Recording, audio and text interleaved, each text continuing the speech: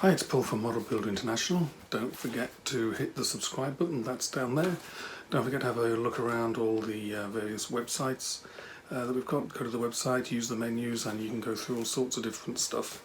Today we're going to have a look at another kit from AJM Models. This one is the 1/700th USS Currituck.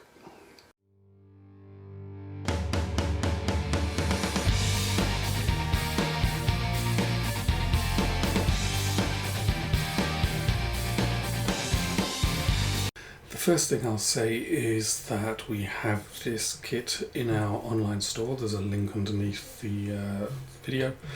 So if you're interested, have a look. I think our prices are pretty competitive.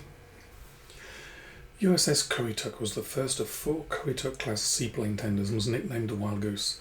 She was built during World War II and served during the Cold War. She was commissioned on the 26th of June 1944 and arrived in San Pedro Bay, Leyte on the 6th of November to begin tending seaplanes flying missions in the Leyte operations. She sailed from Leyte in January 45 for the initial landings at Lingayen Gulf, Luzon, 3 days later, and remained there tending seaplanes and directing seaplane search operations. She went back to Leyte in February, then to Manila, and she sent boarding parties to inspect abandoned Japanese vessels in the harbour. Her tender duties at this port included maintenance of the 76th Wing of the Royal Australian Air Force. She left Manila in June 45 and maintained a base for seaplanes conducting night searches in the Lingayen Gulf between June and August.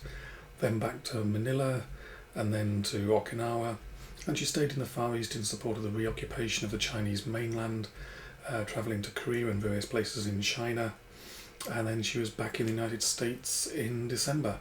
And if you want to know more of her history through the Cold War, have a look at Wikipedia. As for the history of this kit in plastic, the only previous kit of USS Currituck class from the 50s in 1/426th scale by Revell. This kit we're looking at is the only modern kit and the only kit in 1/700th that's available. Okay, let's see what we get inside the box.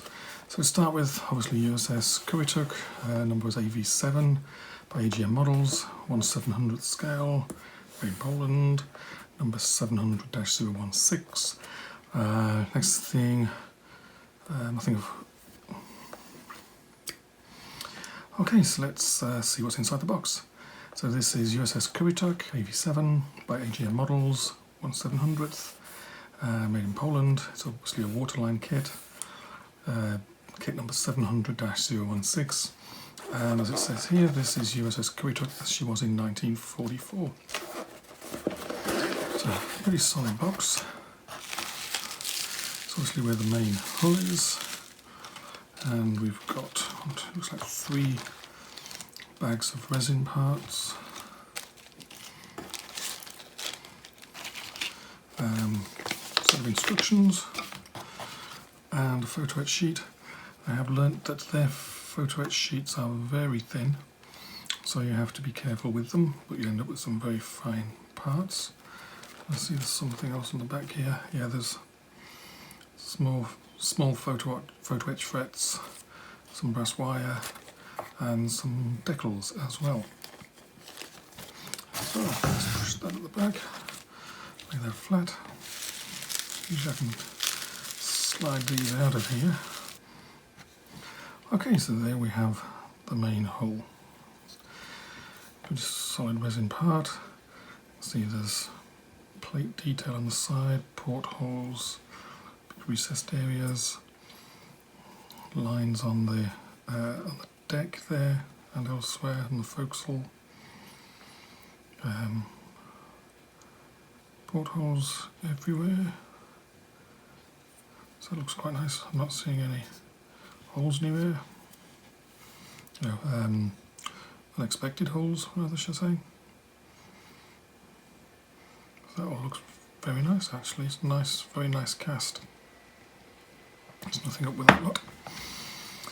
And so in here, we seem to have all of the big parts. There's a plate with some of the larger parts. What I'll do is I'm going to photograph all these, and there'll be close-ups of all these on the website, and some of them a little bit later in the video as I go through the steps of instructions. take out some of these bigger parts just to see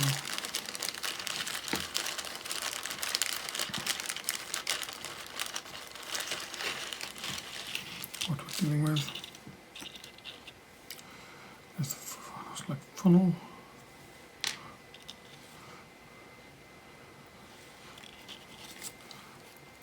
Detail there, that's obviously the top to the hanger. They look quite nice. Ship's boats with detail inside them. Even some detail on the outside there as well. Smaller ship's boats. Lots of ship's boats. Less landing craft. Just small ones.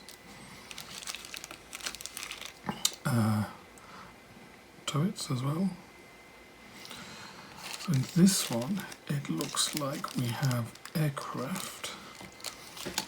This one is lots of even smaller parts finally packed together. So let's have a quick look at the instructions, see what they tell us. So it's all, there's a layout, there's quite a lot of resin parts, I'll count them all and have a look-see. Count everything. You get a Martin P5 Mariner painting guide. That's 1944. She had a Dazzle paint scheme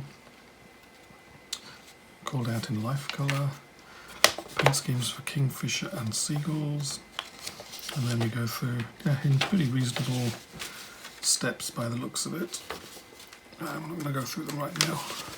But again, all these will be on the website if you want a close-up look at some of these. Photo etch.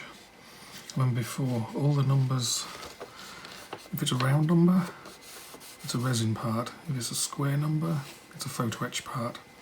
And that's how it'll put it all together. And there's lots of detail to go in there. And obviously you get aircraft as well, which makes sense since it's a seaplane tender. So, plenty to have a look at. So let's go through some of the steps and have a close-up look at some of the key parts of the kit. So we'll have a look at the parts. I'm not going to go through all the steps because there's too many and there's too many small parts. So we'll just have a look at basically steps 5 to 12, which starts off with building 40mm bofas, and the look at the hull, and we're adding railings, adding some of the hangar cover goes in this step, along with some small PE parts. One thing about this kit is there is a lot of photo etch parts, a lot of small photo etch parts and small resin parts. Next we'll have a look at steps 22 to 25. There's one of the 5-inch gun goes in on top of the hangar. More railings. Even getting the details on top of the hangar is a multi-step approach because there's so much detail crammed into a reasonably small area. More railings. Ship's funnel goes in. Life rafts. Ship's aerials are reproduced in photo etch. You'll need to be comfortable with folding photo etch. I mentioned before, but I'll say it again just so it sinks in. The photo etch in this set is a bit thinner than photo etch I've seen in most kits. It's definitely thinner than most. And then down step 25 we start adding ship's boats. There seems to be quite a lot of ship's boats here, which you'd kind of expect with it being a seaplane tender. A lot of those go in on top of the hangar roof. They are mostly resin parts, but there's also, they have photo etch details on every single one. And now onto paint and decals. You get 3 views of the ship in the tassel camouflage. Port and starboard side are different, hence you need 3 views. Colours are called out in life colour paint numbering system, but they're named as well, and it'll be easy enough to convert those to whatever paints you happen to use. You also get obviously painting guides for the aircraft as well, and you get decals for the aircraft and a US flag for the ship as well. So an overall conclusion. If you want a kit of the USS Currituck or one of the sister ships, this is the only modern option available. It's the only kit in 1/700 scale, and it's the only kit that was produced less than 50 years ago. So that kind of makes it pretty straightforward. It's an easy choice. It's the only choice really for this kit. It's an interesting one. You won't see many of these on competition tables, that's for certain. You will need some experience with resin kits and working with a lot of small photo etch parts as well. But you should end up with something that's pretty impressive and will certainly look the part.